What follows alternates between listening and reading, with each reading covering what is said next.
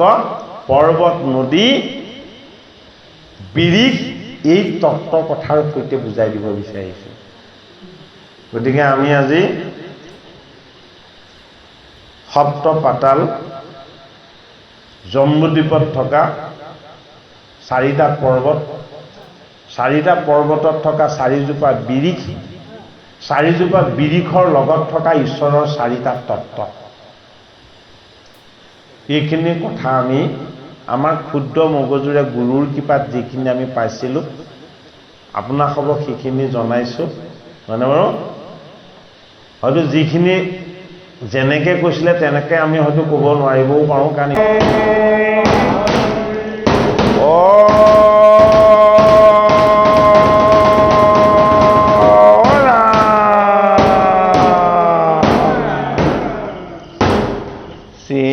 শ্ৰীমন্ত শংকৰ হৰি কতৰ জানা যেন কল্পতৰু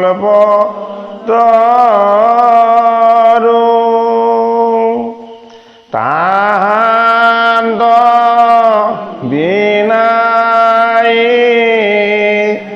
নাই নাই নাই আমাৰ পৰম গুৰু ৰাম আমাৰ পৰম গুৰু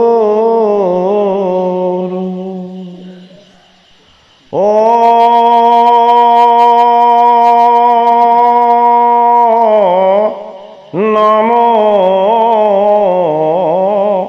ভগৱতে বাসুদেৱায় জন্মনস্যায়ত্বন্নয়দিতরতে চট্টে চ বিজ্ঞচরাত তেনে ব্রহ্মহীনায়াদিকময়ে মুয়ি যন্তি যৎসুরায়ঃ তেজোবরিমিদং যথা বিনিময়ো যত্ততি সগ্রো মিছা ধন্যসেনা সদনিরস্তকুহকং সত্যং পরম ধীমহি ধর্মপূজিতা কৈত্যবস্তু পরমো নিমৎস শরণং সতং বেদং বাস্তবমত্র বস্তু শিবদং তাপত্রয়োমূলনম শ্রীমদ্ভাগবতে মহামুনে কীতে কিংবা পররেশ্বরঃ সদ্রহৃদি অবরুদ্ধতে যট্টকেতিবে সুশুভে তৎক্ষণাৎ নিগমাকল্পতরু গলিতং ফলং সুখমুখমিত ধ্রুব সংযুতম পিয়ত ভাগবতং রসমলয়ং মুহুর্মুহু রসিকা ভুবে ভাবুকা। হে কৃপালু গুৰুমূৰ্তি বাবান্নক সমস্ত ভাগৱতৰ তৃতীয় স্কন্ধৰ অনাদি পাতনৰ আমি সৃষ্টি ৰহস্যৰ ইতিমধ্যে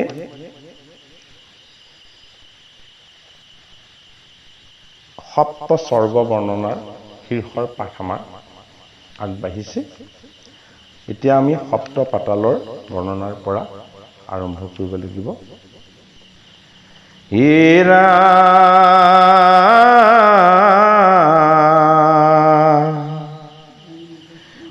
ঈশ্বৰৰ কতাই ক্ষেপ্ৰ কীৰ্তি ভয়ভীত অসাত খণ্ড স্বৰ্গত হৈতে হে নিৰ্মিলা তৰিত হাত দেৱ পুৰীটো আতি অনুপাম জাত জীৱা বঞ্চি মেষ বাৰু শুনা না কহিবহু সমস্তে নৃপতি শুনি মোক কিন্নৰ নৰ মাখা হইবে ভুলুক গন্ধৰ্ব খবৰ ভুৱ লোকে হইব থিতি স্বৰ্গলোক দশ দিগপালপতি মহলোকে ধুব আৰু হৃদি নাৰায়ণ জনলোকে থাকি মন্ত মহামুনিগণ তপলোক মধ্যে মহা সিদ্ধৰ প্ৰকাশ সত্যলোকে হইবে ব্ৰহ্মা দেৱৰ নিবাস ব্ৰহ্মাৰো পৰে ভৈল হৰৰ নিলয় হৰৰ উদ্ধত বিষ্ণু লোক ৰত্নময় ভৈল গৃহ সহস্ৰ জনপন্থ জুৰি একে সত্যলোকে তিনি দেৱতাৰ পুৰী সবাৰো পৰে কৰে বৈকুণ্ঠ প্ৰকাশ 14 ভুৱনৰ মাজ কৃষ্ণৰ নিবাস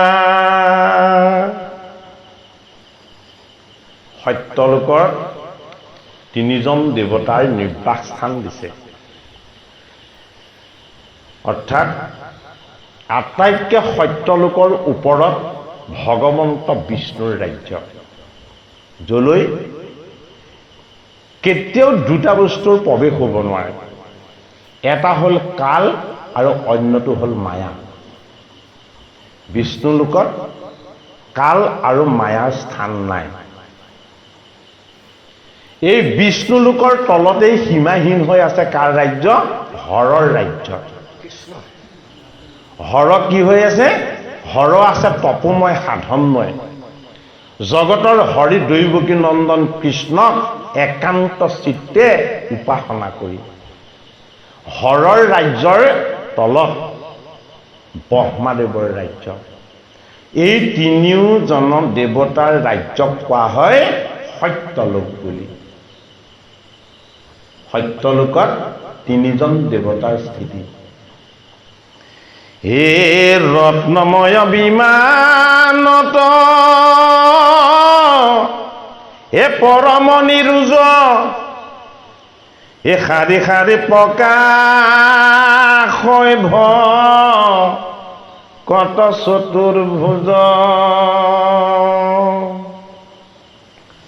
ৰংগে সংগে লৈয়া লক্ষ্মী সমনাৰীগণ মহাপ্ৰেম ভাৱে কৰে কৃষ্ণৰ কীৰ্তন যিটো থানে নাহি মহা কালৰ বিক্ৰম ভকতেহে পাম সিটো দেৱৰ দুৰ্গম সত্যলোকৰ ব্ৰহ্মাণ্ডৰ বাহিৰত অৱস্থিত বৈকুণ্ঠপুৰ এই বৈকুণ্ঠপুৰত কালৰ বিক্ৰম নাই, অৰ্থাৎ হৰৰ সংহাৰ শক্তি তাত প্ৰৱেশ নহয়, অক্ষয় অব্যয় স্থান। আৰু তাত যিসকল থাকে তেওঁলোকৰ লোভ মোহ কাম ক্ৰোধ এইবিলাক বিষয় বন্ধন তেওঁলোকৰ নাথাকে। তাত ৰত্নময় সিংহাসনত ঈষৎ হাঁহি বৈকুণ্ঠপতি বিৰাজমান হৈ থাকে, আৰু এই বৈকুণ্ঠপতিৰ অৰুণ চৰণ লক্ষ্মী মাতাই সেৱা কৰি থাকে। আৰু সেই আনন্দময় দৃশ্য প্ৰত্যক্ষ কৰি পৰম পবিত্ৰ ভকতসকলে আইসকলে সুখানন্দত ভগৱন্ত কৃষ্ণৰ আনন্দত লীন গৈ ভগৱন্তৰ কৃষ্ণৰ গুণ কীৰ্তন আৰু উপাসনা কৰি থাকে। তাত দুখৰ প্ৰৱেশ নাই, তাত মৃত্যুৰ প্ৰৱেশ নাই, তাত সৰ্বদা আনন্দ। সেইটো কাৰণে ভগৱন্তৰ এটা নাম কি? সৰ্বানন্দ। হেৰা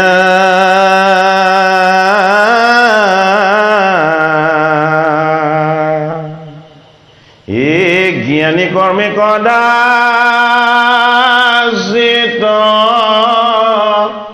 নপাৱন্ত গৈ ভকতৰ নিমিত্ৰে মা ধবে আছে থৈ। জ্ঞানীসকল, যিসকল ব্ৰহ্মজ্ঞানী, যিসকল কৰ্মী, বেদৰ কৰ্মকাণ্ডটো প্ৰধান আৰু পাৰ্গত আছিলে, সেইসকলৰ কাৰণেও সেইকণ ঠাই নহয়। কিয়? জ্ঞানীসকলৰ লগত জ্ঞানৰ অহংকাৰ থাকে, কৰ্মীসকলৰ লগত কৰ্মৰ বন্ধন থাকে। সেইটো কাৰণে যিমান পুণ্য কৰিলেও তেওঁলোক সেই বৈকুণ্ঠ স্থানলৈ যাব নোৱাৰে। যদি খহি পৰ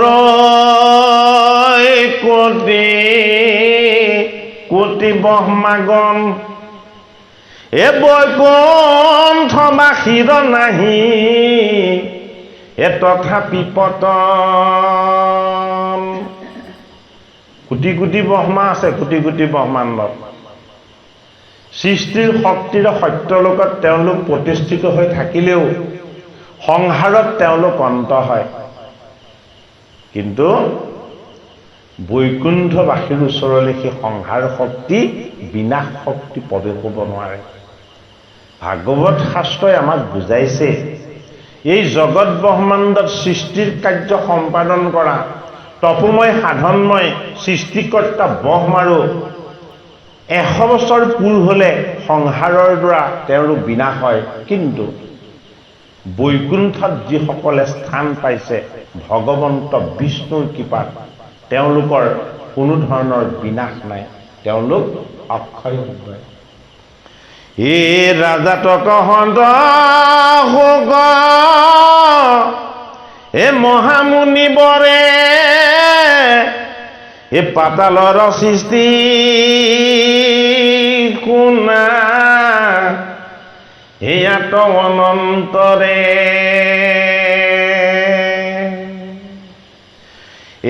দদশ হাজাৰ পৰ মাজত আকাশ তাক কহো জয়ত জীৱা কৰিবা নিবা অতলত ময়ৰত নয় মহাবল পাৰ্বতী সহিতে হৰে লৈ লম তবিতল। এতিয়া আমি ভাবিছোঁ পাতালখন মাটিৰ তলত, হয়নে? ভাগৱত শাস্ত্ৰই এক সিদ্ধান্ত দি দিছে যে গোটেই জগত আৰু ব্ৰহ্মাণ্ড এই শূন্যতহে ব্যাপ্ত হৈ আছে। ইয়াত কোনো ওপৰ নাই, ইয়াত কোনো তল নাই। কিন্তু ঈশ্বৰ তত্ত্বৰ দুটা দিশ আছে, এটা হ'ল ঊৰ্ধ্বমুখী, এটা হ'ল অধোমুখী। অধোমুখীটোতো ঈশ্বৰ তত্ত্বই বিৰাজমান হৈ আছে। সেইটো কাৰণে এই কথা সৃষ্টিৰ কথা আৰু অত্যন্ত ৰহস্যময় কথা। আমাৰ লগত থকা 7টা তত্ত্বক 7খন স্বৰ্গৰ তত্ত্বৰে, আমাৰ লগত থকা 7টা তত্ত্বক 7খন পাতাল তত্ত্বৰে, আমাৰ লগত বিৰাজমান হৈ থকা 7টা তত্ত্ব 7খন সমুদ্ৰ তত্ত্বৰে ভাগৱত শাস্ত্ৰৰ অনাদি পাতনৰ সৃষ্টি ৰহস্যত দেখুওৱা হৈছে।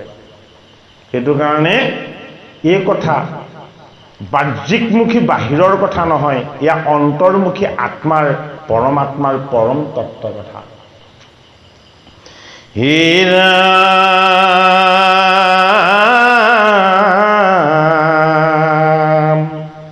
এই সুতলক পাইলা বলি এ হৰি ভক্তি কৰি উদাৰত থাকিলা বিষ্ণু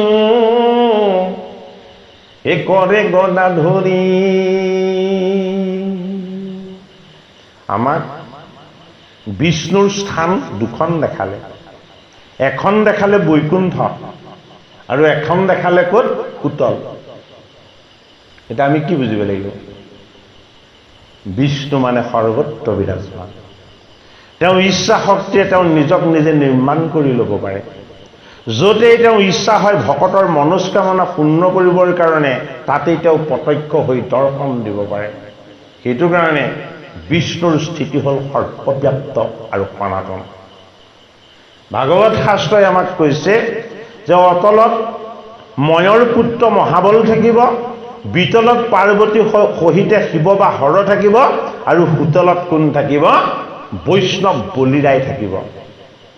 এই বলিৰাইক সুতলখন কোনে দান কৰিব? ভগৱন্ত বিষ্ণু বামন প্ৰভুৱে। হেৰা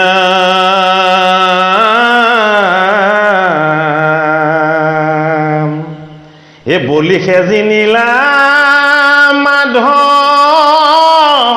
বক ভক্তি ভাৱে এ সদায় কৰন্দ সেৱা গোবিন্দৰ পাৱে। এ তলাতলে বংশীনন্দ বিশ্বকৰ্মাময় এ মহাতলে তৈখ কপ্ৰ ভীতি সৰ্পচয়। পৰীক্ষিতক তক্ষক নাগে দংশন কৰি মৃত্যু দিব।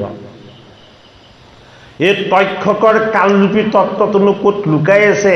পাণ্ডৱৰ নাতি পৰীক্ষিতে দেখা পাব লাগিব। গুৰু ভগৱান সুকে সেইটো কাৰণে সপ্ত পাতালৰ তত্ত্বৰে 7খন পাতালত হৰিৰ অংশ ঈশ্বৰ তত্ত্ব কেনেদৰে বিৰাজমান হৈ আছে পাণ্ডৱৰ নাতি পৰীক্ষিতক দেখুৱাই দিব বিচাৰিছে। যে তোমাক যে কৈছিলে শৃংগী সমীক মুনিৰ পুত্ৰ শৃংগীয়ে যে সপ্তম দিৱসত তোমাক তক্ষক নাগে দংশন কৰি মৃত্যু দিব, এই তক্ষকৰূপী কাল মৃত্যু তোমাৰ ওচৰলৈ ক'ৰ পৰা আহিব তুমি এবাৰ জানি লোৱা। ক'ত থাকিবলৈ দিছে? যে মহাতলত তক্ষক প্ৰভৃতি নাগবিলাকক জগতৰ হৰিয়ে স্থান দিছে। হেৰা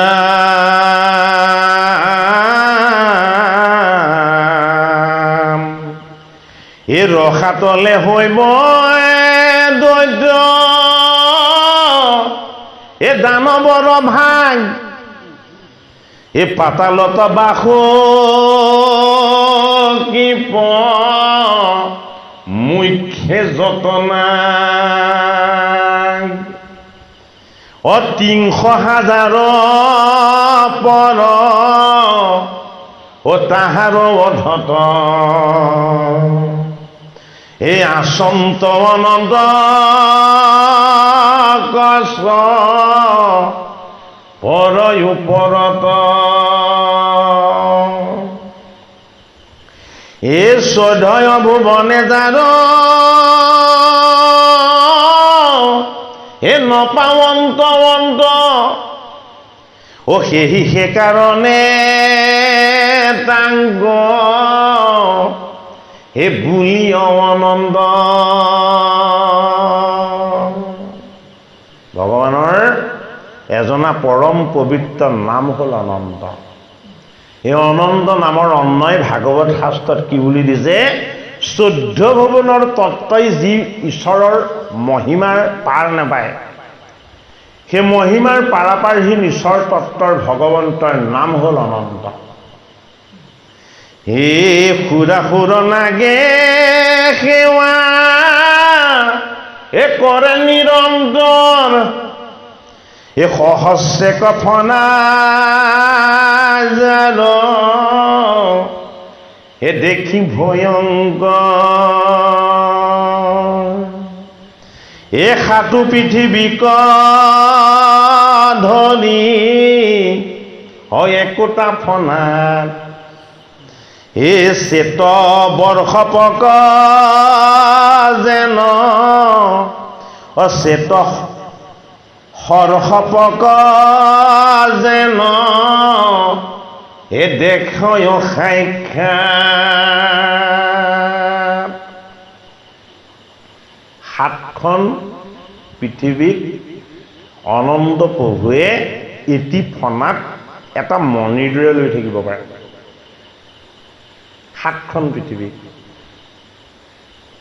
আৰু আমাৰ পৃথিৱীতে এখনহে হয়নে এনেকুৱা সাতখন পৃথিৱীক এটা ফনাত এটা সৰ্পই যিদৰে এটা মণি বা মুক্তা লৈ থাকে তেওঁ ফনাভাগ ইমানেই ডাঙৰ এভাগ ফনা যে সাতখন পৃথিৱী সেই ফনাত তেওঁ অৱস্থান কৰি ৰাখে তথাপিতো দেখাত কেনেকুৱা বোলে সৰ্পৰ শিৰত থকা অকণমানি মণিটোৰ নিচিনাহে লাগে এই সাতখন পৃথিৱী তেওঁৰ এভাগ ফনা তেনেকুৱা ফনা কিমান আছে বুলি কৈছে সহস্ৰ হাজাৰ এই হাজাৰখন মুখেৰে সৈতে অনন্ত নাগে কি কৰি আছে জগতৰ হৰি ঈশ্বৰ প্ৰভুক উপাসনা কৰি আছে স্তুতি কৰি আছে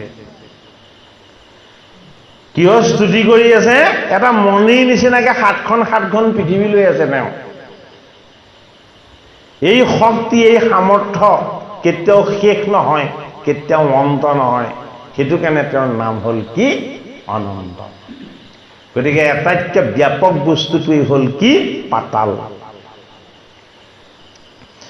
এই হিমতে পাতালক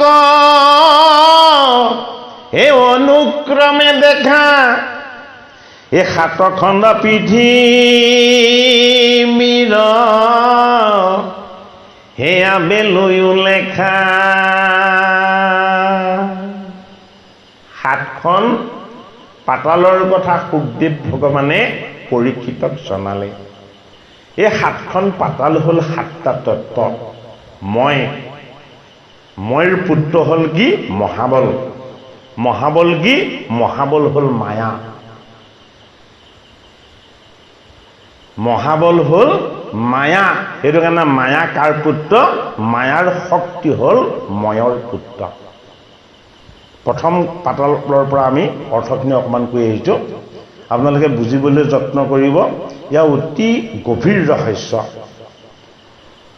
অতলত ময়ৰ তনয় মহাবল মায়াটো কি বস্তু মায়াটো হ'ল জড় বস্তু মায়াটো কি বস্তু মায়াটো মিছা বস্তু মায়াটো কি বস্তু মায়াটো লৰচৰ নোহোৱা বস্তু জড় বস্তু সেইটো কাৰণে সি হ'ল মই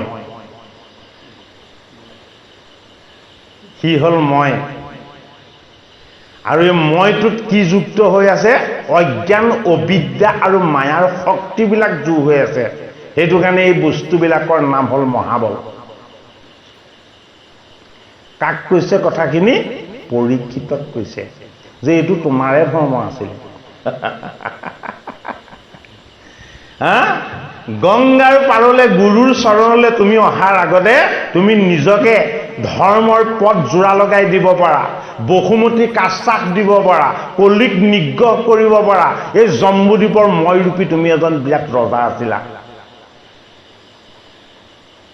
তোমাৰ এই দেহৰ শাৰীৰিক বলৰ লগত থকা অহংকাৰ মহাবল ৰূপী পুত্ৰৰ ৰূপত লুকাই আছিলে তুমি দেখা নাছিলা কিন্তু মই তোমাৰ গুৰু হৈ এতিয়া তোমাক দেখুৱাই দিছো চাই লোৱা এই মই ৰূপী তোমাৰ যিটো স্বভাৱ এই স্বভাৱ আৰু আচৰণৰ লগত সংযুক্ত হৈ থকা অজ্ঞান আৰু অবিদ্যাৰ যিটো তত্ত্ব, এই তত্ত্বটোৰ নাম আছিলে মহাবল। পৰীক্ষিতে কান্দিছে। কিয় কান্দিছে? যে আপুনি মোক যে মোৰ কথাখিনিকে দেখুৱাই দিছে। এইখিনি বাহিৰত থকা কথা দেখুওৱা নাই, গোটেইখিনি পৰীক্ষিতৰ লগত থকা কথাকে দেখুৱাইছে। পৰীক্ষিতে সেইটো কাৰণেই গুৰুজনক ঈশ্বৰ দেখা পাইছে, যে অজ্ঞান আৰু অবিদ্যাৰে মই মহাবলী আছিলোঁ, হয়নে? মায়া আৰু মোহৰ পাশত বন্দী হৈ মই হৈ আছিলোঁ।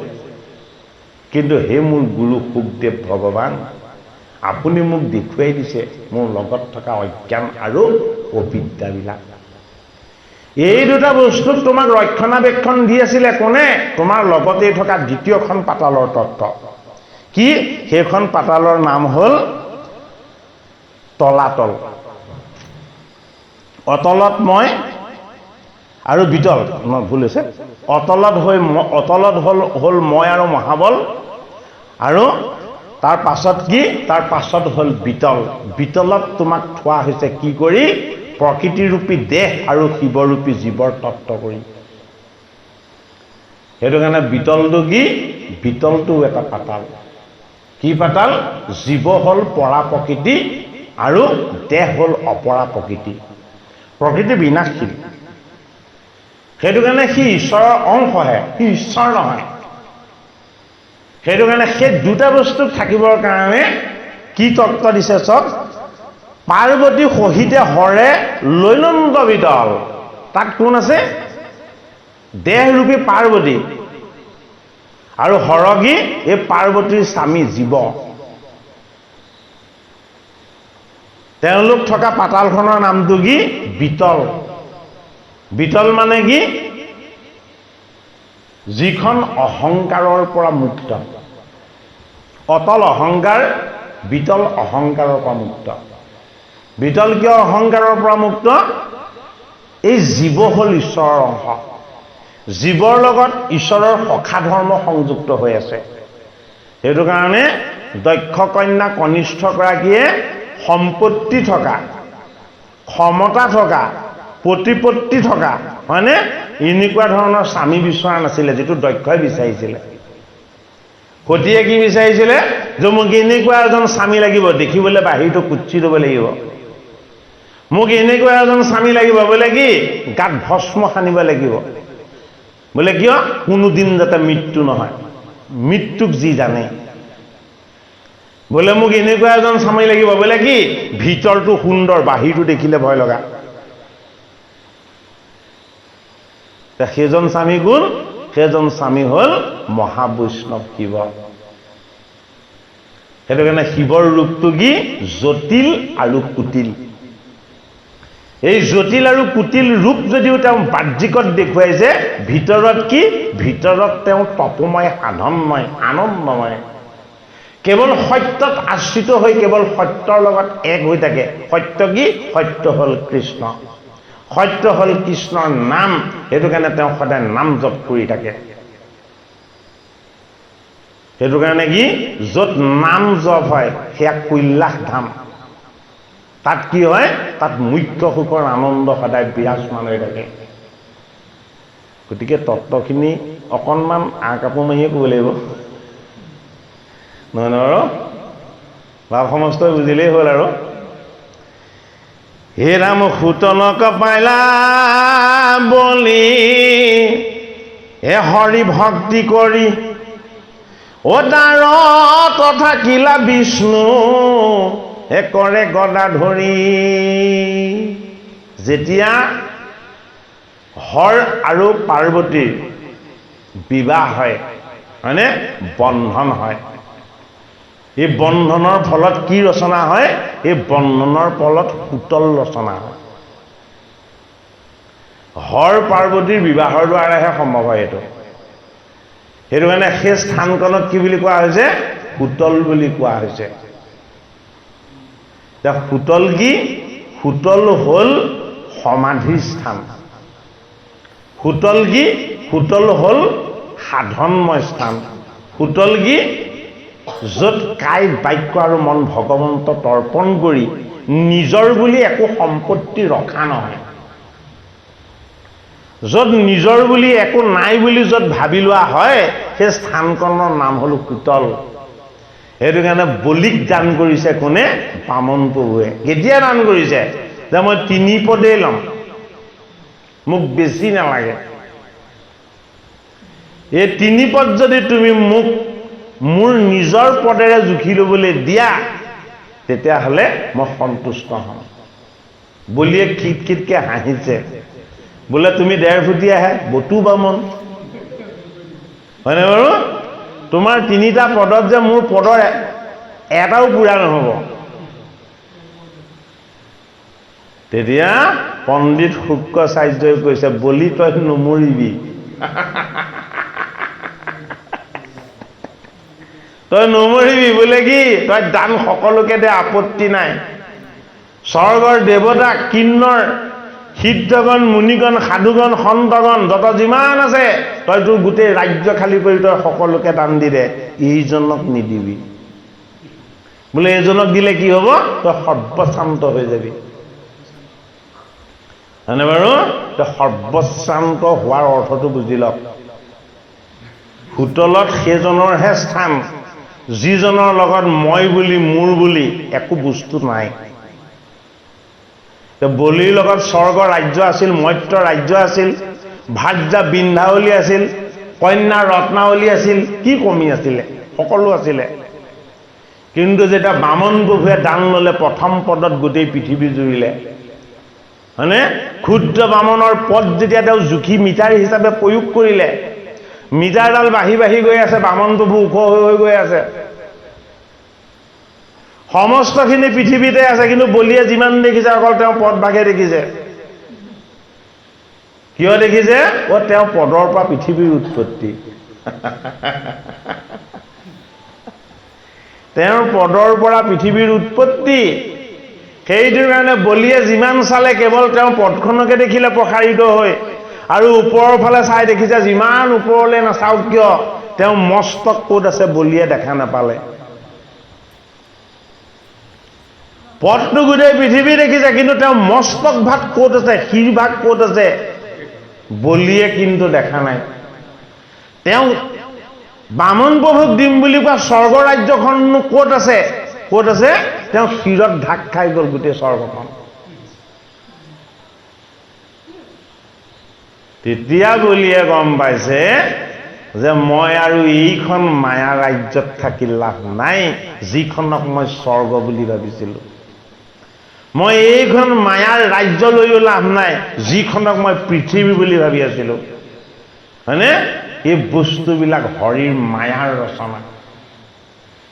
বৈকুণ্ঠপতি বামন প্ৰভুক 2 পদ দিয়াৰ পাছত এতিয়া 3 পদ দিবলৈ বলিৰ একো বস্তুৱেই নাই।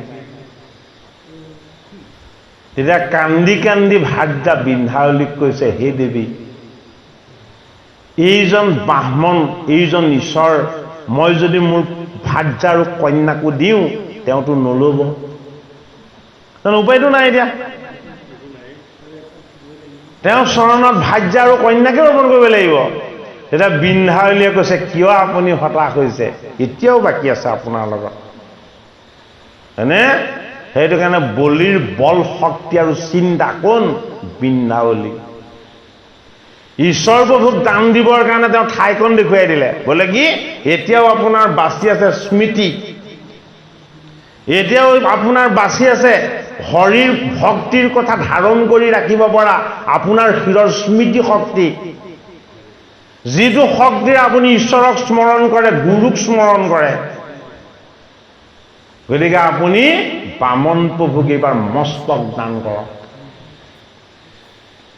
গতিকে আমি ভগৱানক কি কি দান কৰিলে হোটেলত স্থান পাম আমি বুজিব লাগিব। প্ৰথম, আমাৰ আটাইতকৈ বেছি অহংকাৰযুক্ত বস্তুটো আমাৰ বাক্য। এই বাক্যই যাতে কাকো কেতিয়াও আঘাত নাহানে। সেইটো কাৰণে বলিয়ে প্ৰথম দান কৰিছে ভূমি, পৃথিৱী। পৃথিৱী মানে দেহ। এই দেহত কি আছে? যোৱাভাগী পাঠৰ সকলোখিনি ওলাইছে, এয়া দেহৰ তত্ত্ব। দশ ইন্দ্ৰিয়ৰ অধিষ্ঠাতা 10জন দেৱতা বহুৱাই থৈছে হৰিয়ে। মনৰ বৃত্তিত 4জন দেৱতা বহুৱাই থৈছে। 4জন মনৰ বৃত্তিত 10জন দশ ইন্দ্ৰিয়ত মুঠ 14জন দেৱতা বাস কৰি আছে। ক'ত? এই দেহটো। এই কথাখিনি পৰীক্ষিত নৃপতিয়ে নজনাৰ কাৰণে ভাবিছিলে কেৱল মই আৰু মই। গুৰু ভগৱান শুকে যেতিয়া দেখুৱাই দিলে যে তোমাৰ নাসিকাৰ ৰন্ধ্ৰত তুমি নেদেখাকে বহি আছে অশ্বিনী কুমাৰ, তোমাৰ কৰ্ণত বহি আছে দিশ, চকুত বহি আছে আদিত্য, জিভাত বহি আছে কি বৰুণ, বাক্যত বহি আছে বৰ্ণী, ছালত বহি আছে বায়ু, লিংগত বহি আছে প্ৰজাপতি, গুজ্জত বহি আছে মিত্ৰ আৰু পদত বহি আছে যি পদেৰে সৈতে বিষ্ণুৱে বলিৰ পৰা দান ল'ব, সেই পদত তেওঁ নিজে বাস কৰি আছে। এই ঈশ্বৰৰ আনন্দময় তত্ত্বখিনিৰ নাম কি? অনাদি পাতন। মাত্ৰ এটা পাতনিহে। বোলে কি? আদিটো কোনেও নাজানে। বোলে কিয় নাজানে? তেওঁ আদিটো আদি নহয়, অনাদি। আদিটো আমাৰ আৰম্ভণি, তেওঁৰ আৰম্ভণিটো কি? অনাদি। যিটো আৰম্ভণি তেওঁৰ বাহিৰে বেলেগ দ্বিতীয় কোনেও নাজানে। সেইটো কাৰণে তত্ত্বটোৰ নাম ৰখা হ'ল অনাদি, হয়নে? আৰু এই অনাদিৰে আৰম্ভ হোৱা অৰ্থাৎ আধৰুৱাকে আৰম্ভ হোৱা এই বস্তুখিনি যদি ঈশ্বৰৰ কথা হয়, এইখিনি কৈ থাকিলে এইটো এটা পাতনিহে হ'ব, ইয়াৰ কোনোদিন শেষ নাই। মাত্ৰ অকণমান কিঞ্চিত এটা পাতনি মেলিছে, আভাস এটা। সেইটো কাৰণে জগতগুৰু শ্ৰীমন্ত শংকৰদেৱ গুৰুজনাই এই ভাগৰ নাম ৰাখিছে কি? অনাদি পাতন। যিজনৰ আদিটো কোনেও বিচাৰি নাপায়, সেইটোৰ কাৰণে অনাদি। আৰু যিজনৰ সমাপ্তিৰ তত্ত্বটো এটা ফণাৰ এটা মণিত 7খন পৃথিৱী ল'ব পাৰে,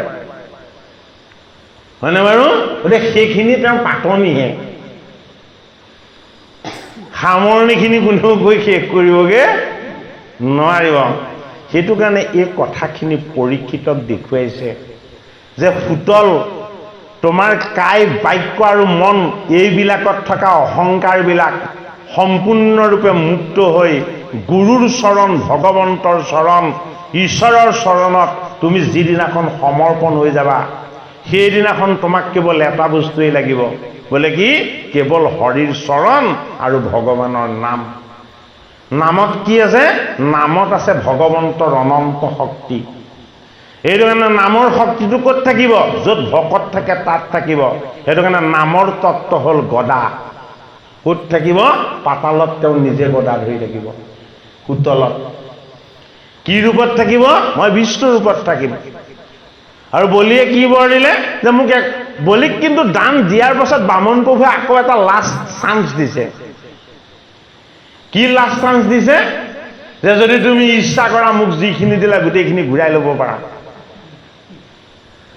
তেতিয়া বলিয়ে কি কৈছে যে আপোনাৰ মায়াই মোক বহুত মোহিলে, হে মোৰ স্বামী, এইবাৰ আপুনি মোক কৃপা কৰক। আৰু আপুনি মোৰ পৰা মোৰ অহংকাৰ, মোৰ অজ্ঞান, মোৰ অবিদ্যা এই সমস্তখিনি আপুনি মোৰ পৰা লৈছে। গতিকে এতিয়া আপুনি কি কৰক? আপোনাৰ চৰণত মুখ থাপি লওক। এইটোৱে ডাঙৰ কথা। আপোনাৰ চৰণৰ সেৱক হিচাপে যদি আপুনি মোক থাপি লয়, তেতিয়াহ'লে মোক আৰু একো প্ৰয়োজন নাই। এতিয়া বলিক বামন প্ৰভুৱে ক'লে যে তৃতীয় পাতালখন হৰগৌৰীৰ পাতাল হ'ল কি? বিতল। আৰু এই বিতলতকৈও শ্ৰেষ্ঠ তোমাক স্থান দিছোঁ, এই স্থানৰ নাম হ'ব সুতল। বোলে কি? দুৱাৰ মুখত ৰখীয়া মই হ'ম। ভিতৰত তুমি সদায় আনন্দেৰে থাকিবা, তোমাৰ কোনোদিন দুখ নাহিব, কষ্ট নাহিব।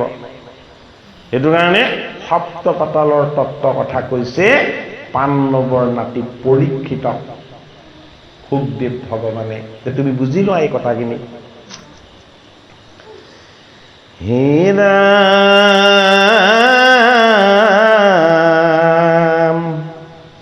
এ তলাতলে বঞ্চিলন্ত, এ বিশ্বকৰ্মা মই, এ মহাতলে তক্ষ ভীতি সৰ্বস্বই। তলাতলত কোন বাস কৰি থাকিব? তলাতলত বাস কৰি থাকিব বিশ্বকৰ্মা। সুতলত বলি। বলি কি? বলি হ'ল ভগৱানৰ ভকত। ভকত ক'ত থাকিব? বৈষ্ণৱ ক'ত থাকিব? সুতলত। এই বৈষ্ণৱজনক যি সেৱা কৰে, বৈষ্ণৱজনৰ যি কৰ্ম সাধন কৰে, সেইজন বিশ্বকৰ্মা নামৰ এজন নিৰ্মাতা। এই বিশ্বকৰ্মাক থাকিবলৈ থান দিছে তেওঁৰ স্থানখনৰ তলত। বোলে কি? তোমাৰ দুহাতৰ কৰ্মৰ শক্তি, তোমাৰ দৃষ্টিৰ দৃষ্টি শক্তি, তোমাৰ মগজুৰ স্মৃতি শক্তি, কৰ্ণৰ শ্ৰৱণ শক্তি, এই সমস্তবিলাক নিৰ্মাণ কৰা যিজন বিশ্বকৰ্মা, সেইজনকো মই সেইখন পাতালতে থাকিবলৈ থান দিম। ক'ত? য'ত সুতলত মোৰ বৈষ্ণৱ বলি থাকিব। তেওঁৰ সেৱা সৎকাৰ আৰু এই গোটেইখিনি সহায় সাৰথি কোনে কৰি থাকিব? বিশ্বকৰ্মাই কৰি থাকিব। সেইটো কাৰণে বিশ্বকৰ্মাক থাকিবলৈ ঠাই দিলে তলাতলত। আৰু ইয়াৰ পাছত ঠাই দিছে কাক? তলাতলৰ তলত স্থান দিছে কাক? মহাতল। এই মহাতলত কি থাকে?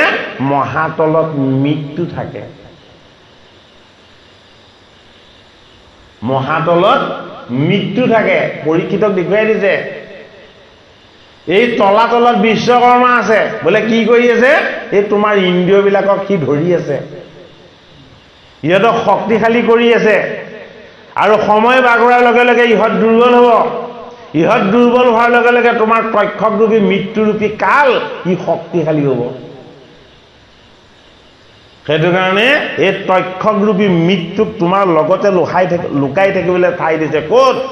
তোমাৰ জীৱন যদি আয়ু ৰেখা, এই জীৱনৰ অন্তৰ যিটো তত্ত্ব, অন্তিম যিটো তত্ত্ব, সেইটোৰ তাৰ নাম হ'ল তক্ষক, অন্ত। পৰীক্ষিতে তেতিয়া দেখা পাই গ'ল তক্ষকক। নিৰ্বাকে ভয় কৰি আছিলে, হয়নে বাৰু? তক্ষক ক'ত আছেগে? তক্ষক স্বৰ্গ সুখৰ ইন্দ্ৰৰ চকীখনত মেৰ খাই আছে। কিয় মেৰ খাই আছে? যে জন্মে যে সৰ্বযজ্ঞ পাতিব, মৃত্যু যজ্ঞ পাতিব, তাত ময়ো গৈ পৰিবগৈ লাগিব, হয়নে বাৰু? কিন্তু মোৰ মৃত্যু নাই। বোলে কিয়? মোক ইন্দ্ৰই অমৃত খুৱাই থৈছে। মৃত্যুটো ঈশ্বৰৰ মায়া শক্তি। মৃত্যু ভগৱন্ত ঈশ্বৰ নিজেই, তেওঁ নিজেই মৃত্যুৰ প্ৰতি যম। সেইটো কাৰণে গীতাৰ শ্লোকত কি বুলি কৈছে? বায়ু যমদগ্নি বৰুণ শশাংক প্ৰজাপতি মহাপ্ৰ প্ৰজাপতিষ্ঠ ময়েই যম ৰজা। যমদণ্ড ময়েই ধাৰণ কৰি আছো। পৰীক্ষিতক ঈশ্বৰৰ তত্ত্বখিনি দেখুৱাইছে সপ্ত পাতালৰ দ্বাৰা। গতিকে আমিও যাতে সেইখিনি দেখাব। এই ৰসাতলে হৈবে দৈত্য, এই দানৱৰ ভাগ, এই পাতালত বাসু কৃপ, মুখ্য যতনাই। ৰসাতলত থাকিব দৈত্য আৰু দানৱসকল, হয়নে? এতিয়া ভালকে অকণমান চিন্তা কৰি চাওক। তক্ষকক থাকিবলৈ ঠাই দিলে ক'ত? মহাতলত। মহাতলত মৃত্যু। এই মহাতলটো লুকাই আছে ক'ত? ৰসাতলৰ ওপৰত। আমাৰ যে কথাই কথাই কয় মই একেবাৰে ৰসাতলত পৰিলো বুলি। পৃথিৱী উদ্ধাৰ কৰিবৰ সময়ত জগতৰ হৰিয়ে যেতিয়া বৰাহ ৰূপেৰে এই জললৈ শুঙি শুঙি যেতিয়া তেওঁ গতি কৰিছিলে, হাতত অস্ত্ৰ লৈ খেদি কোনে আহিছিলে? দৈত্যই আহিছিলে। এই দৈত্যজনৰ নাম আছিলে হিৰণ্যাক্ষ। ক'ত আছিলে? এইখন ৰসাতলত আছিলে। ৰসাতল মানে কি? ৰসাতল মানে হীৰ মানে গভীৰ, নাক্ষ মানে অৰণ্য। ৰসাতল মানে অজ্ঞান আৰু অবিদ্যাৰ এখন গভীৰ অৰণ্য। মাক দেউতাকৰ কথা নুশুনা, গুৰুজনৰ শাক বচন নমনা, যিটো কৰিবলৈ বাৰণ কৰে সেইটোকে আসুৰিকভাৱে কৰি ভাল পোৱা, এই স্থানকণৰ নাম হ'ল ৰসাতল। সেইটো কাৰণে যাবৰ সময়ত মাকে ধূপ চাকি জ্বলাই ভগৱানক কয়, ল'ৰাটোক ভালে ভালে ঘূৰাই আনিবা প্ৰভু, ইটো মটৰ চাইকেলখনত উঠিলে নিজকে পাহৰি যায়, হয়নে নহয়? এই উদণ্ড স্বভাৱটো দৈত্য অসুৰ সিহঁতক ৰসাতলত ৰাখিছে ঈশ্বৰে। সেইটো কাৰণে ভাগৱত কথা শ্ৰৱণ কীৰ্তন কৰিব লাগে, আমাৰ যাতে বৃত্তিবিলাক আসুৰি নহয়, আমাৰ যাতে বৃত্তিবিলাক ঈশ্বৰ বিমুখ নহয়। এতিয়া ৰসাতললৈ কোন গৈছিলে? পাণ্ডৱৰ নাতি পৰীক্ষিতো গৈছিলে। শুকে সেইটো কাৰণেহে কৈছে, তোমাৰ দেহত থকা 10 ইন্দ্ৰিয় দৈত্যৰ ৰূপ লৈ, শক্তিমন্তৰ ৰূপ লৈ, তোমাৰ হাতত ধনু দি ঘোঁৰাই টনা ৰথত উঠাই তোমাক মায়ামিক খেদিবলৈ লগাই দিছিলে, হয়নে? সেই কৰ্মৰে সৈতে যিখন পাতালত তুমি আছিলা সেই সময়ত, সেইখন ৰসাতল। তুমি চিনি নাপাইছিলা ঋষিকো, তুমি বৈষ্ণৱকো সেৱা সৎকাৰ কৰিব নজনা হৈছিলা। গতিকে এই হীৰৰূপী গভীৰ অৰণ্য, হীৰ মানে গভীৰ, নাক্ষ মানে অৰণ্য, এই হিৰণ্যাক্ষই পৃথিৱীক উদ্ধাৰ কৰিবলৈ বাধা দিয়া এই আসুৰি বৃত্তিবিলাক তোমাৰ লগতো আছিলে। এবাৰ চাই লোৱা। সেইটো কাৰণে আমি ভাগৱতৰ 3য় স্কন্ধৰ অনাদি পাতন জানিবই লাগিব। অনাদি পাতন যদি আমি ভালদৰে হৃদয়ংগম কৰিব নোৱাৰোঁ, তেতিয়াহ'লে আমি ভগৱন্তৰ ঈশ্বৰ তত্ত্বৰ স্বৰূপ আমি উপলব্ধি কৰিব নোৱাৰিম। গতিকে আমাৰ লগত থকা এই ৰসাতলখন আমি চিনি পাব লাগিব। ৰসাতলখন কি? ৰসাতলখন হ'ল মায়াৰ ভৱ জলত ডুব গৈ থকা যিটো তত্ত্ব। এইটো কিহৰ ৰস? এইটো মায়াৰ ৰস, মিছা ৰস, যিটো কেতিয়াও সত্য নহয়, শুদ্ধ নহয়, যিটোক ভগৱানে কোনোদিন ভাল নাপায়। সেইটো কাৰণে সেই স্থিতিটোৰ নাম দিছে কি? পাতালৰ ৰসাতল। কোন আছে তাত? দৈত্য আৰু দানৱবিলাক আছে। কি হৈ আছে? তমগুণী হৈ আছে, আসুৰি বৃত্তিযুক্ত হৈ আছে। আৰু সিহঁতক ধ্বংস কৰিবৰ কাৰণে তাৰ তলতে ৰচনা কৰি থৈছে কি? পাতাল, বিষাক্ত সৰ্পবিলাক। সেইটো কাৰণে আসুৰীসকলৰ কোষটো বেছি, খাদ্যবিলাক তমগুণী, বাক্যবিলাক কি হৈ যায়? বাক্যবিলাক শুনিলে মানে সাধাৰণ মানুহ ভয়তে মূৰ্ছা যায়। হুদা, কৰ্কশ। পাণ্ডৱৰ নাতি পৰীক্ষিতক 7খন পাতালৰ তত্ত্ব সুখদেৱ ভগৱানে দেখুৱাই দিছে। পৰীক্ষিতে গুৰুৰ কৃপা লাভ কৰি এই সমস্তখিনি বস্তু তেওঁৰ মাজতে দেখা পাইছে, হয়নে? আৰু দেখি তেওঁ ভাবিছে যে মই যি মৃত্যুলৈ ভয় কৰি মই হাহাকাৰ কৰিছিলোঁ, এই মৃত্যু দেখোন তক্ষক ৰূপত মোৰ লগতে লাগি আছে। ক'ত বাহিৰৰ পৰা তক্ষক আহি মোক দংশন কৰিব লাগিছে। অন্তিম সময় যেতিয়া হ'ব, কাল ৰূপে তেওঁ আহিবই, মই মাতিবই নালাগে। ক'ত ঋষিৰ অভিশাপ লাগিছে মোৰ মৃত্যুৰ কাৰণে, জন্মসূত্ৰে মই গুৰু ভগৱানৰ পৰা মই দেখা পালোঁ মৃত্যু মোৰ লগত লাগি আহিছে। ঋষিয়ে মাত্ৰ দেখুৱাই দিছে বাক্যৰে সৈতে তোৰ মৃত্যু হ'ব বুলি, কিন্তু এইজন গুৰুৰ চৰণ পোৱাৰ পাছতে মই জানিলোঁ মোৰ দৰে শুদ্ধ জীৱৰ মৃত্যু নাই। কি আছে? সদ্গতি আছে। পৰীক্ষিতৰ আত্মবিশ্বাস জাগ্ৰত হৈছে এইখিনি কথা শুনাৰ পাছত। হে মতে পাতাল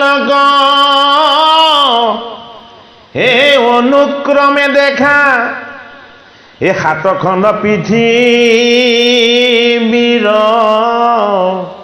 হে আবেলৈও লেখা। কিবালৈ বান্ধৱ সমস্ত সপ্ত পাতালৰ তত্ত্বটো আপোনালোকে অকণমান হ'লেও বুজি পালেনে বাৰু? হা? ইউটিউবত ভিডিঅ'টো যেতিয়া দিয়া হ'ব আপোনালোকে এইটো ঘৰত সদায় শুনিব।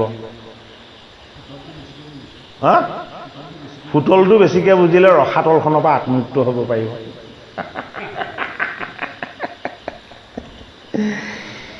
এই জম্বু পলখ কোষ কৌংস এই শাকজাৰ নাম এই শালমলি পুষ্কৰ নিব এই আতি অনুপাম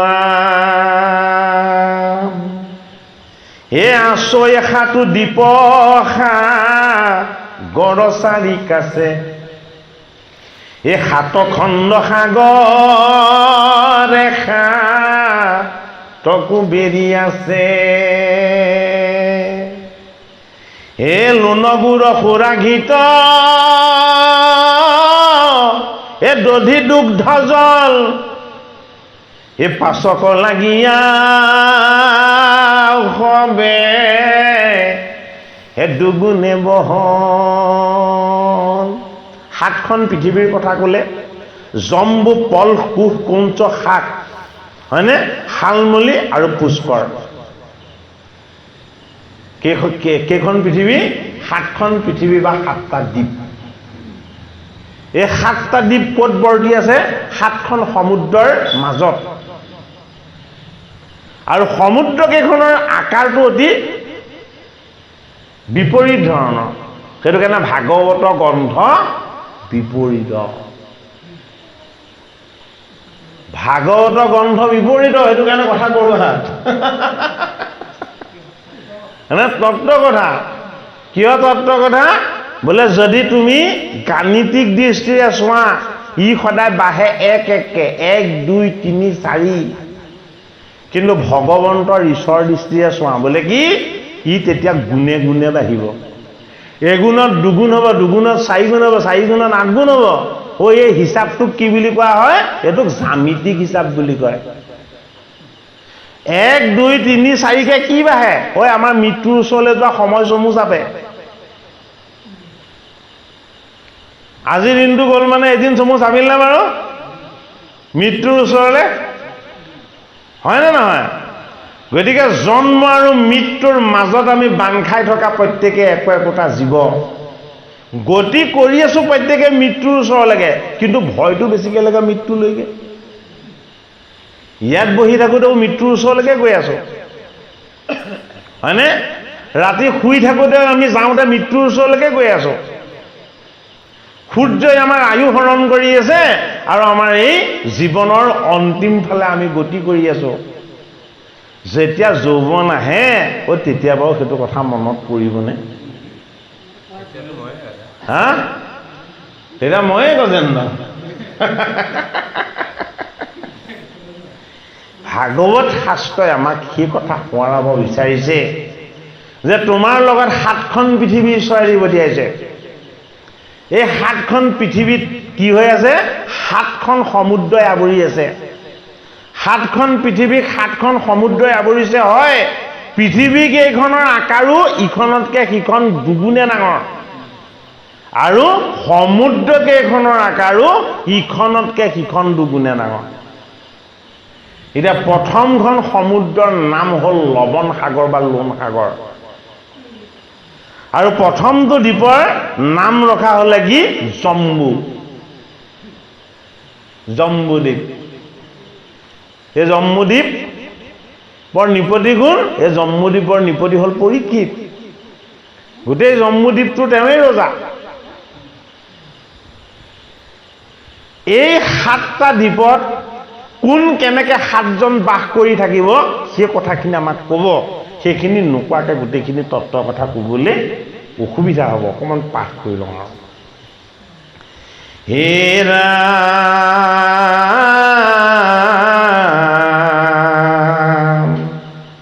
এ লোণগুড় সুৰাঘিত এ দধি দুগ্ধ জল এ পাচক লাগিয়া হবে হে দুগুণে বহন।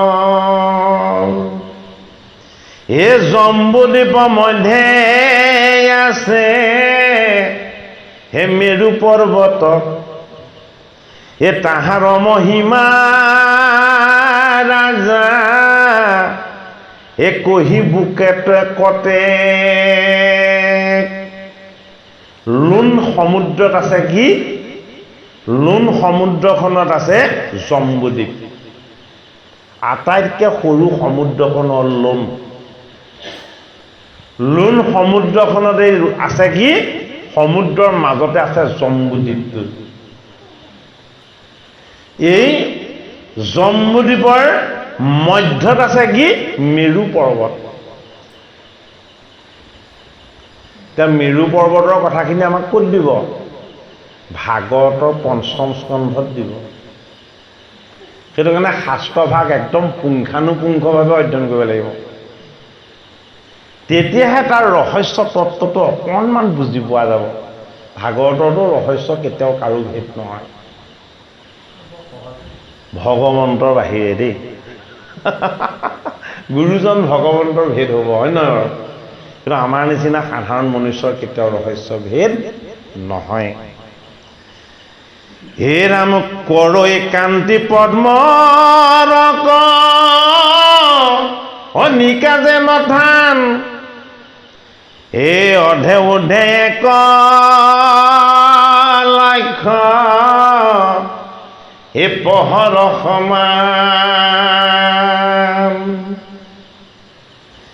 এ 84,000 আছৈ, হে ওপৰ কৌৰি, এ 16,000 পুত, হে গয়াও আছে গুৰি।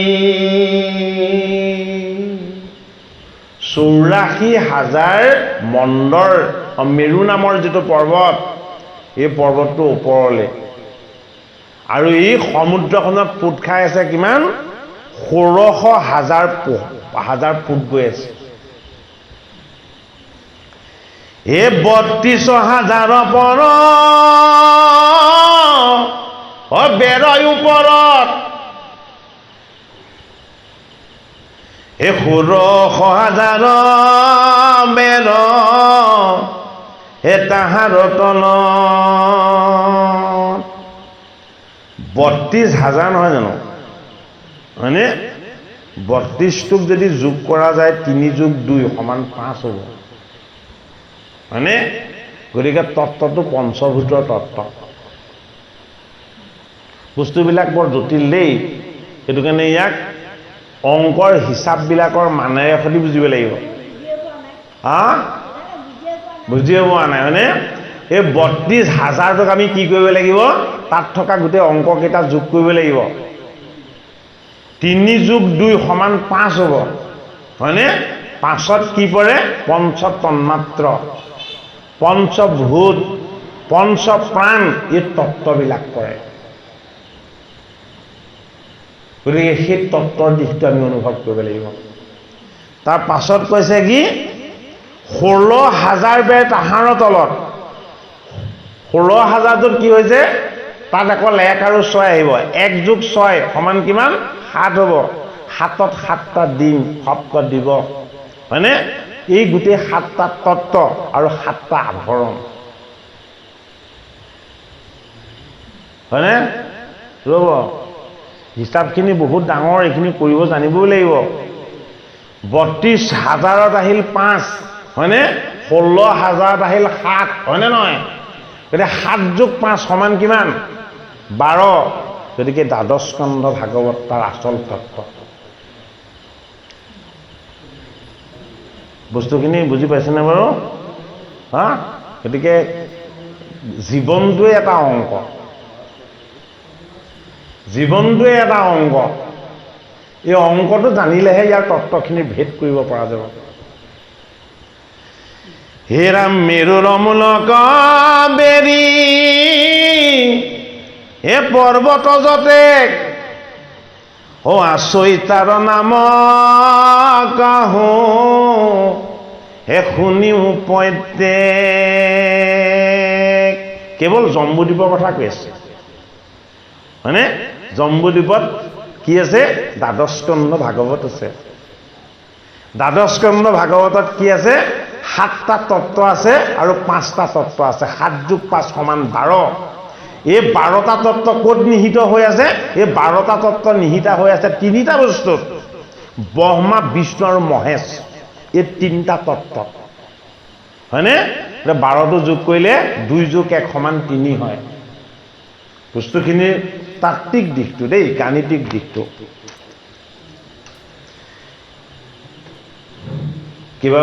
কিবা বাৰু শুনিব লাগিব তেতিয়া।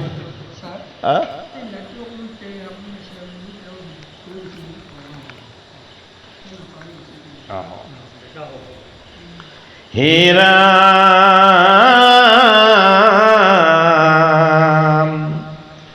হে আচৈতাৰৰ মেৰুৰ মূলক মেৰি এই পৰ্বত যতে ক হে আচৈতাৰ নাম কহো এই শুনিও প্ৰত্যেক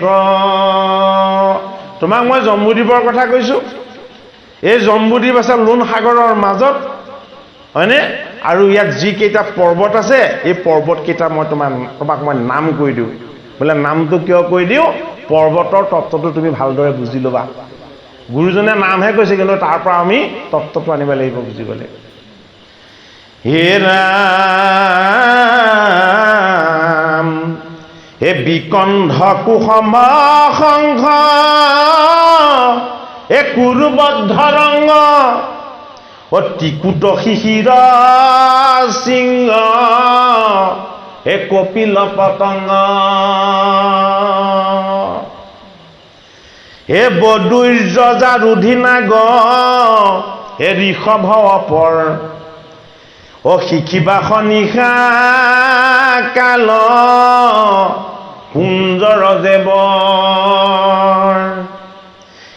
আছে আৰু নামত না ৰদগিৰীশ্বৰ পদ্মৰ কণিকা যেন চৌপাশে কেশৰ এই মন্দৰ পৰ্বতৰ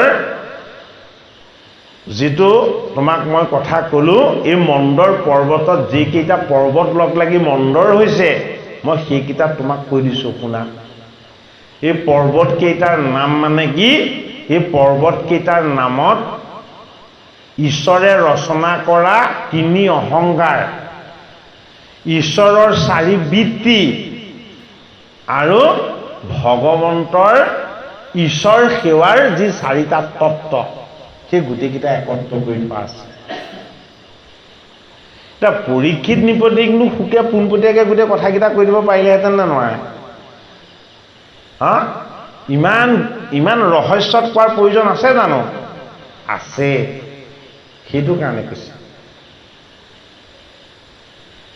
শাস্ত্ৰৰ লগত কথাখিনি এনেকৈ কোৱাৰ প্ৰয়োজনীয়তা আছে সেইটো কাৰণে কৈছে কি প্ৰয়োজনীয়তা আছে যে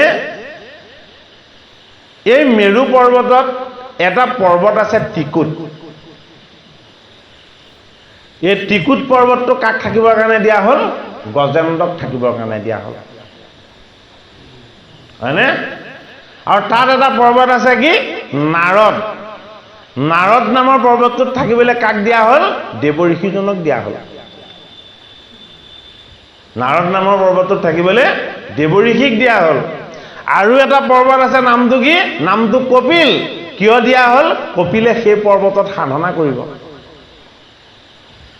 আৰু এটা পৰ্বত দিয়া হৈছে হয়নে সেই ধুনীয়াকৈ কৈছে এটা পৰ্বতৰ নামটো দিয়া হৈছে কি সংঘ সংঘ নামৰ পৰ্বতটোত কোন থাকিব এই শুকদেৱ থাকিব গুৰু থাকিব পৰ্বতবিলাকৰ নামত কোন কেনেকৈ প্ৰতিষ্ঠিত হৈ আছে পৰীক্ষিতক কৈ আছে হয়নে আমিতো বুজাও নাই দেখাও নাই পৰীক্ষিতৰ ওচৰত যেতিয়াই শুকদেৱে ইয়াৰ নাম লৈছে কোন ক'ত কেনেকৈ বিৰাজমান আছে চব দেখি আছে সেইটোৱেই হ'ল ভাগৱতৰ শক্তি গুৰুৰ শক্তি আৰু ঈশ্বৰৰ শক্তি আমি এতিয়া শুনিহে থাকিবলগীয়া হৈছে এই পৰ্বতবিলাকৰ নাম কওঁতে পৰ্বতবিলাকত কোন কেনেকৈ আছে পৰীক্ষিত নিপতিয়ে আত্মদৃষ্টিয়ে সকলো দেখি আছে কিয় দেখি আছে শুকদেৱে সেইখিনি দেখিহে কৈছে নেদেখাকৈ কোৱা নাই ভাৰতীয় দৰ্শন সেইটো কাৰণে য'ত যিটো কোৱা যায় আত্মদৃষ্টিৰে সেইখিনি দেখা পোৱা যায় হে ৰাম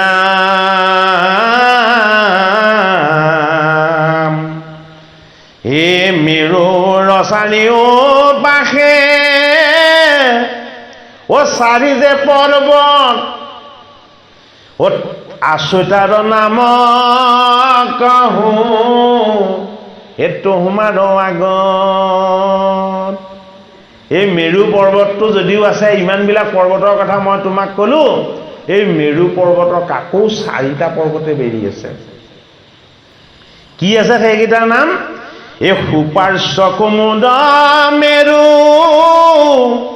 এ মন্দাৰ মন্দৰ এ চাৰিৰ ওপৰে চাৰি এ বৃক্ষ অনুপাম অকণমান চন্দ্ৰতলৈ হৈছে দেই ও চাৰিপাশে চাৰি গোটা পৰ্বত সুন্দৰ এ সুপাৰ্শ্ব কুমুদ মেৰু এ মন্দাৰ মন্দৰ ও চাৰিৰ ওপৰে চাৰি বৃক্ষয় অনুপাম এ শুনিও কণিপতিছা ৰিৰু কহুনাম এ সুপাৰ্শ্বক শোভা কৰ এ কদম্বৰ গাছে এ কুমুদগিৰিত মহা হে বট বৃক্ষ আছে এ মন্দৰ পৰ্বতে আছে হে মহাবৃক্ষ আম এ মেৰু মন্দাৰত আছৈ হে জম্বু যাৰ নাম এই জম্বু নামৰ বিৰিখজোপাৰ নামেৰে সৈতে এই পৰ্বতটোৰ নাম হ'ল জম্বুদ্বীপ সুখদেৱ ভগৱানে শিষ্যৰ মনৰ সংশয় ছেদ কৰিবৰ কাৰণে গুৰুৰ লগত থকা শিষ্যৰ লগত থকা ভগৱন্তৰ লগত থকা আৰু ভগৱন্তৰ ভকতৰ লগত থকা যি চাৰিটা ঐশ্বৰিক সম্পত্তি এই চাৰিটা ঐশ্বৰিক সম্পত্তিক চাৰিজোপা বৃক্ষ ৰূপত দেখুৱাইছে চাৰিজোপা বিৰিখ ৰূপত দেখুৱাইছে সেইটো কাৰণে এইবিলাক বিৰিখে কথা কৈছিলে তেতিয়া এইবিলাক বিৰিখৰ লগত ঋষি মুনিসকলে আলাপ কৰিছিলে এই যিজোপা সুপাৰ্শ্ব নামৰ যিটো পৰ্বত সুপাৰ্শ্ব নামৰ পৰ্বতটোত থকা বৃক্ষজোপা হ'ল কদম বৃক্ষ গতিকে এই কদম বৃক্ষজোপা কিহৰ প্ৰতীক বাৰু কদম বৃক্ষজোপা হ'ল গুৰুৰ প্ৰতীক যিজোপা বিৰিখ হ'লে কেৱল গুৰুৱেহে উঠাই দিব পাৰে গুৰুৰ কৃপা নহ'লে যিজোপা বিৰিখত কোনো কেতিয়াও অৱস্থান কৰিব নোৱাৰে সেই বিৰিখজোপাৰ নাম হ'ল কদম বিৰিখ হয়নে নহয় সেইজোপা বিৰিখত উঠি ভগৱান কৃষ্ণই বাঁহী বজায় তত্ত্বটো দিছেগে ক'ত দশম স্কন্ধত সুখদেৱ ভগৱানে কথাখিনি বহুত ধুনীয়া শৃংখলাবদ্ধভাৱে কৈছে পৰীক্ষিত নিপতিয়ে সেইটো কাৰণে দেখা পাইছে গোটেইখিনি ইমান নিখুঁতকৈ কথাখিনি বুজাই গৈছে যে ইয়াত আৰু কোনো আৰবেৰ নাই গতিকে সুপাৰ্শ্বক মানে হ'ল যিটো শুভাশ্ৰয় বা আশীৰ্বাদ যিটো প্ৰাপ্ত কৰিবৰ কাৰণে ভগৱন্তৰ কৃপা লাগিব নিজৰ আত্মনিবেদন আত্মসমৰ্পণ লাগিব হয়নে আৰু কি হৈ যাব লাগিব ব্ৰহ্মচাৰী হৈ যাব লাগিব সংসাৰী হৈ গ'লে নহ'ব কিয় সেইজোপা বিৰিখত উঠি কৃষ্ণই বাঁহী বজাই আছে সেই বিৰিখজোপা হ'ল কদম বৃক্ষ সেই বাঁহী সদায়ে বাজিয়ে আছে কিন্তু কেৱল এক ৰাতি শুনিছিলে কোনে গোকুল ধামৰ গোপীসকলে এতিয়া বহুতে ভাবে যে কৃষ্ণই বাঁহী সেই ৰাতিহে বজাইছিলে হয়নে ভাগৱতৰ কথা তেনেকুৱা নহয় ভাগৱতত যি কথা আছে সেয়া সদায় ঘটি আছে ইয়াৰ কোনো দিন কেতিয়াও ইয়াৰ কম কেতিয়াও ছেদ হ'ব নোৱাৰে যিজোপা কদম বিৰিখত উঠি ভগৱান কৃষ্ণই বাঁহী বজাইছিলে দাপৰ যুগত সেইজোপা কদম বিৰিখত আজিও বাঁহী বাজিয়ে আছে হয়নে বাৰু কিন্তু শুনে কোনে জগতৰ হৰিৰ একান্ত ভকতসকলে বৈষ্ণৱসকলে উপাসকসকলে সিদ্ধসকলে মুনিসকলে চাৰণসকলে সেই বাঁহীৰ সুৰ কেতিয়াও বেলেগে নুশুনে কিয় কদম বিৰিখৰ ওপৰত বাজে সেইটো কাৰণে সেয়া শুনাৰ যিটো কৃপা এই কৃপাটো গুৰুৱে দান কৰিব লাগিব সেইটো কাৰণে পৰীক্ষিতে শুনা পাইছে যেতিয়া কদম বিৰিখৰ নাম লৈছে পৰীক্ষিতে কদম বিৰিখৰ ওপৰত কৃষ্ণই বজোৱা সুমধুৰ মাহীৰ মাত তেওঁ গংগাৰ পাৰত বহিও শুনিবলৈ পাইছে এইটোৱে হ'ল ঈশ্বৰৰ মহিমা আৰু গুৰুৰ কৃপা নহ'লে 7 দিনত মৰিম বুলি গম পোৱা পৰীক্ষিত ইমান অলৰচৰ কেনেকৈ হৈ যাব কেনেকৈ ইখত হাঁহি থাকিব চব পাহৰি হয়নে বাৰু কিবা এটাতো মেজিক তাত চলি আছে যিটো আমি অনুভৱ কৰিব পৰা নাই আমি বুজিব পৰা নাই ভাগৱতৰ সৃষ্টিৰ ৰহস্য এই কথাখিনিকে আমাক দেখুৱাব বিচাৰিছে যে সুপাৰ্শ্ব হ'ল গুৰুৰ গভীৰ তত্ত্ব আৰু এই বিৰিখ হ'ল কদম বৃক্ষ গুৰুৰ কৃপা নহ'লে য'ত কেতিয়াও প্ৰৱেশ হ'ব পৰা নাযায় হে ৰাম শুনি মুকনি এ সুপাৰ্শ্বক সমাগৰৈ এ কদম্বৰ গাছে এ কুমুদগিৰিত মহা হে বট বৃক্ষ আছে এতিয়া কুমুদ নামৰ পৰ্বতটোত এজোপা বট বৃক্ষ আছে মানে কদম বিৰিখৰ ওপৰত যোগেশ্বৰে বাঁহী বজাই আছে আৰু এই বট বৃক্ষজোপা কুমুদ নামৰ পৰ্বতটোত আছে এই বট বৃক্ষজোপাৰ তলত কোন বহি আছে এতিয়া ওপৰত কৃষ্ণ কদম বিৰিখত হয়নে আৰু বট বিৰিখৰ তলত বৈষ্ণৱ সেইটো কাৰণে কদমৰ তত্ত্বটো হ'ল গুৰু আৰু বট বিৰিখৰ তত্ত্বটো হ'ল শিষ্য গুৰু আৰু শিষ্য হয়নে গুৰু কোন গুৰু হ'ল সুখ শিষ্য কোন শিষ্য হ'ল পৰীক্ষিত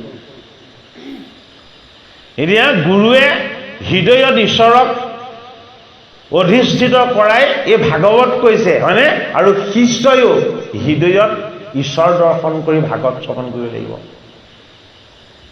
সেইটো কাৰণে পৰীক্ষিতৰ মস্তকত কদম বিৰিখৰূপী ঈশ্বৰ তত্ত্ব হৈ গুৰু আৰু গুৰুৰ চৰণৰ আশীৰ্বাদ তত্ত্ব হৈ এই বট বিৰিখৰ তলত কোন বহিছে পৰীক্ষিত আৰু পৰীক্ষিত কি ৰূপত বহিছে জীৱ ৰূপত বহিছে জীৱৰ তত্ত্বটো কি জীৱৰ তত্ত্বটো হ'ল শিৱ সেইটো কাৰণে বট বিৰিখৰ তলত বহি মহাবৈষ্ণৱ শিৱই সাধনা কৰিছে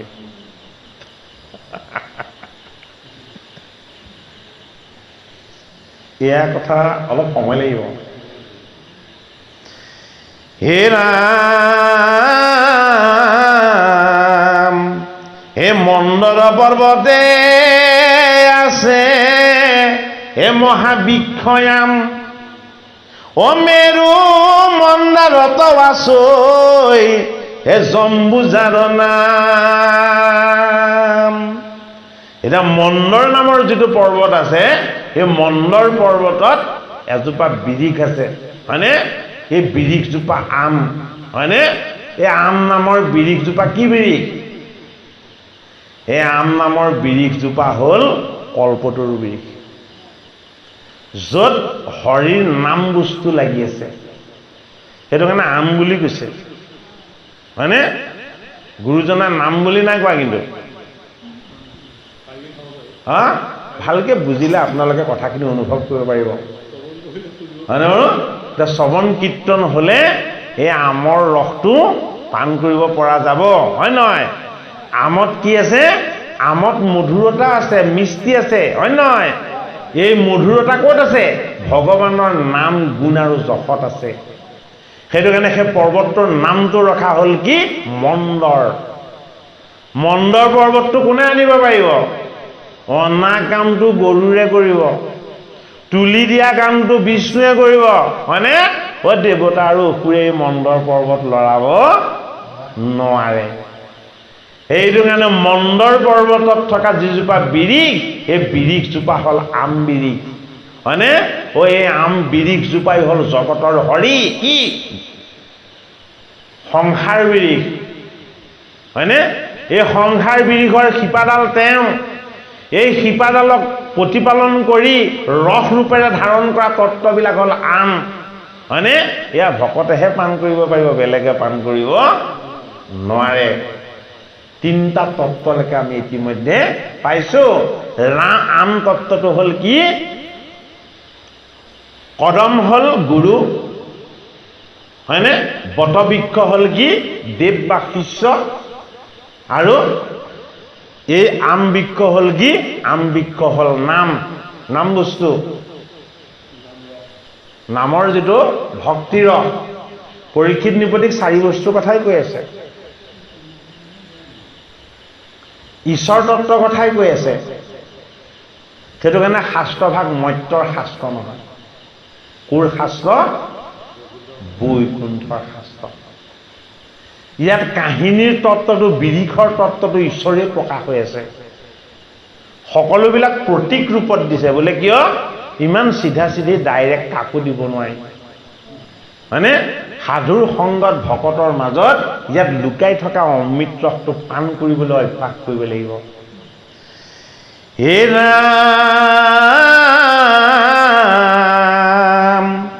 এ মেৰু মন্দানত আছৈ। মন্দৰ পৰ্বতত আছে আম বৃক্ষ, আৰু এটা পৰ্বতৰ নাম আছিলে কি? মন্দৰ, মেৰু মন্দাৰ, হয়নে? মেৰু মন্দাৰত কি আছে? জম্বু। এই জম্বুটো কি? এই জম্বুটো হ'ল ভকত আৰু বৈষ্ণৱ। জম্বুদ্বীপ মানে ভকত আৰু বৈষ্ণৱ নিবাস হৈ থকা দ্বীপ। ভালদৰে বুজি লওক কথাটো। প্ৰথমটো দ্বীপৰ তত্ত্ব ক'লে কি? জম্বু, হয়নে? এই জম্বুদ্বীপটো কি বস্তু বুলি বুজিব লাগিব?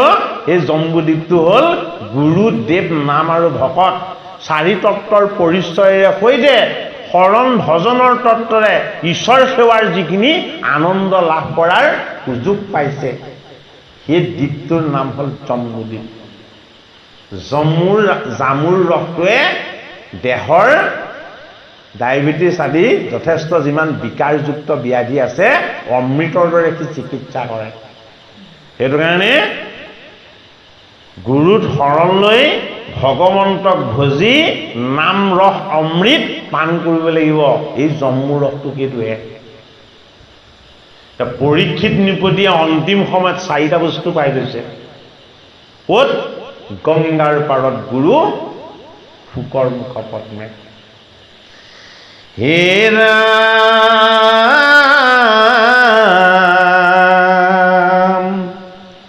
হে শতেক যোজনা সেতু উচিত বহল, এ প্ৰমত্ত হস্তিৰ সম, হে এক জম্বু ফল। আমবিলাক কিমান ডাঙৰ?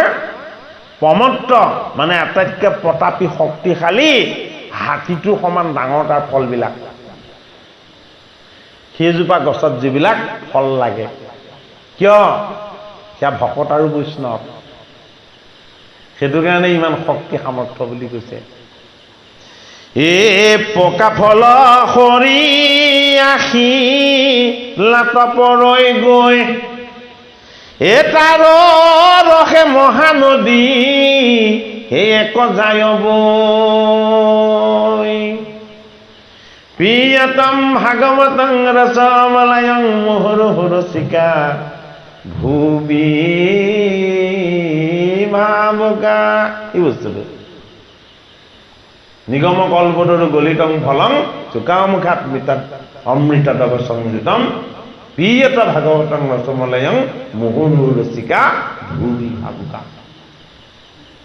সেই তত্ত্বটোকে দেখুৱাইছে। কি হয়?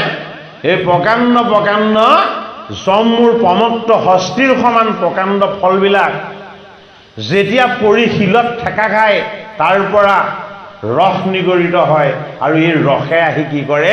এই গোটেই দ্বীপটোক জীপাল কৰি তোলে। সেইটো কাৰণে দ্বীপটোৰ নাম কি? জম্বুদ্বীপ। য'ত ভগৱন্তৰ চৰণ সেৱা কৰি ভগৱন্তৰ সেৱা আৰু উপাসনাৰে সৈতে কায় বাক্য মন আৰু সমস্ত আকাশ বতাহ এই সকলোখিনি য'ত পবিত্ৰ কৰি দিয়া হয়। কৃষ্ণ হে গভীৰ নিৰ্মল জল হে আঠি অনুপাম হে জম্বু ৰসে নদী বহে হে জম্বু দ্বীপ নাম। এখন নদী বৈছে গংগা হৈ, বোলে কি ভক্তিৰ নদী, এই জম্বুৰ ৰসৰ পৰা বৈ আহিছে। এখন নদী বৈছে যমুনা হৈ, বোলে কি মই মোৰ মায়া শক্তি, ঈশ্বৰৰ তত্ত্ব শক্তি, বোলে কি এই যমুনা ময়েই তোমাৰ জীৱনৰূপী যমুনা, ময়েই বৈ আছো কাল ৰূপত প্ৰবাহিনী হৈ, হয়নে? মোৰ অমৃত পান কৰিবলৈ তোমাক ভাগ্য লাগিব, বোলে কি গংগাৰ পাৰলৈ যাব লাগিব। কি বৈ আছে এই নদীবিলাকেদি?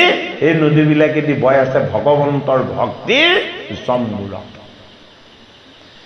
হে ৰাম ও দেৱ ঋষি গন্ধৰ বেচনা নন্ত নিৰন্তৰ ও জম্বু নদী সিটো কণা হিকে সমসৰ। এই জম্বু নামৰ ফলৰ ৰসেৰে সৈতে বৈ অহা এই যিবিলাক নদী নিৰ্মাণ হৈছে, এই নদীবিলাক হ'ল ভক্তিৰ নদী, এই নদীবিলাক হ'ল দেৱ নদী, হয়নে? এই দেৱ নদীত কোনে স্নান কৰে? দেৱ ঋষিসকলে। এই দেৱ নদীত কোনে স্নান কৰে? গন্ধৰ্বসকলে, যিসকলে হৰিক স্তুতি কৰে, যিসকলে হৰিক উপাসনা কৰে, যিসকলে কায় বাক্য আৰু মন ঈশ্বৰৰ কৃপাত হৰিময় কৰি লৈছে। এ তাহাৰ তীৰত মাটি এ আছে যতমান এ বহ্নিত ফুংকিলে সোণা এ হুৱে ফুল সমান। হে পৰীক্ষিত নিবদী, এই জম্বুৰূপী ভক্তিৰ ৰস বৈ অহা এই ৰসত কি আছে জানা? সাত্বিক শুদ্ধতা আছে, ঈশ্বৰৰ পবিত্ৰতা আছে, ভক্তিৰ নিৰ্মলতা আছে আৰু ঈশ্বৰ দৰ্শন আৰু প্ৰাপ্তিৰ আনন্দ আছে। সেইটো কাৰণে এই মাটিবিলাকক যদি কেনেবাকৈ কোনোবাই অকণমান যদি শোধন কৰি ল'ব পাৰে, তাতে সাত্বিক সোণ বিচাৰি পাব। কিমান গভীৰ ৰহস্য তত্ত্ব কথা। এ দেৱৰ ভুৱন তাক এ নপাৱয় আনে এ শুক মুনি নিপতিত এ কহে বিদ্যমানে এ ভাগ ভাগ কৰিয়া বৰিখন বখণ্ড এ আচয়াথ পৰ্বততা হাৰ সীমা দণ্ড হিমৱন্ত হেমকূট হে নৈষেধ দক্ষিণে এ নীলচেত চিংগি আছে হে উত্তৰ তৰিলে এ পূবে গন্ধ মাৰ্দন পশ্চিমে মাল্যবন্ত এ শুক মহামুনি পৰি ক্ষিতক কহন্দ। ঠিক আছে, আজিলৈ পাঠভাগ ইমানতেই আজি ৰাখোঁ, কাৰণ কথাখিনি অত্যন্ত গভীৰ। এইখিনি কথা ক'বলৈ আকৌ আধা ঘণ্টা সময় কমেও লাগিব, হয়নে বাৰু? অলপ বেছি লাগিব। গতিকে আপোনাসৱৰ কৃপা, ভগৱন্তৰো কৃপা যে এই পৰম পবিত্ৰ ভাগৱত শাস্ত্ৰ আমি আপোনাসৱৰ সংগত ভগৱন্তৰ সেৱাৰ নিমিত্তে আমি সদায় শ্ৰৱণ কীৰ্তন কৰাৰ সুযোগ পাইছোঁ। গতিকে অমৃত সদায় পান কৰিব লাগে, কম কমকৈ, হয়নে বাৰু? ইয়াৰ তৃষ্ণাটো সদায় থাকিব লাগে। আইতা বুজি পাইছেনে বাৰু? হা?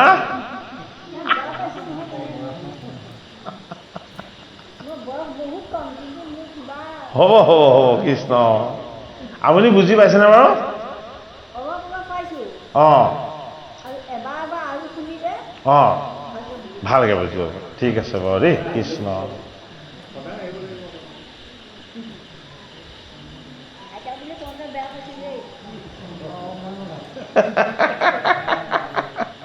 আই বুলি মাতৃক কোৱা হয়। আপুনি ভালকৈ যদি বুজি পাইছে শব্দটো, নহয় নহয়, আই শব্দটো এটা অতি শুদ্ধ শব্দহে। হা অঁ সকলোকে আই বুলিয়ে কোৱা হয়, নহয় বাৰু? হে ৰাম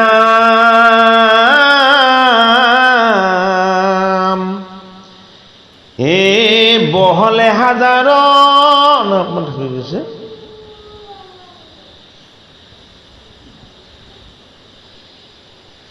হেৰিটো থাকিব লাগিব নহয় ন নম্বৰটো। অঁ অঁ হে ৰাম দেৱৰ ভুৱন তাক নপাৱনে হে শুকমুনি নিপতিত হে কহে বিদ্যমানে হে ভাগ ভাগ কৰিয়াব ৰিখন বখন হে আছৈ আঠ পৰ্বততা হাৰ সীমাদণ্ড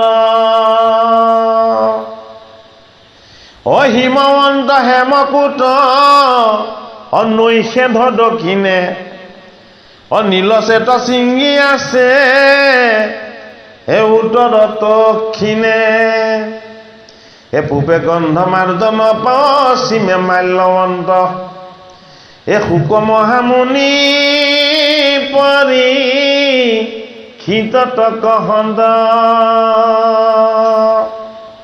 পৰীক্ষিত নৃপতিয়ে গুৰু ভগৱান শুকদেৱে সৃষ্টিৰ ৰহস্য, প্ৰকৃতি, ঈশ্বৰ আৰু আত্মা, জীৱ, এই সমস্ত তত্ত্ব, পৰ্বত, নদী, বিৰিখ, এই তত্ত্ব কথাৰ সৈতে বুজাই দিব বিচাৰিছোঁ। গতিকে আমি আজি সপ্ত পাতাল জম্বুদ্বীপত থকা